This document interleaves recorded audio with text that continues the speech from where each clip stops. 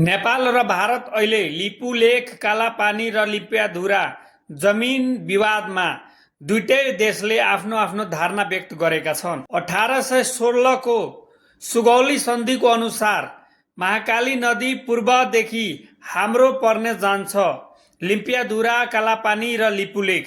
तर इन्डियाले 1994 देखि कैलाश मानसरोवरको बाटो प्रयोग गर्दै आएकोमा इन्डियाको हो भनेर इन्डियाले स्पष्ट गरेको छ।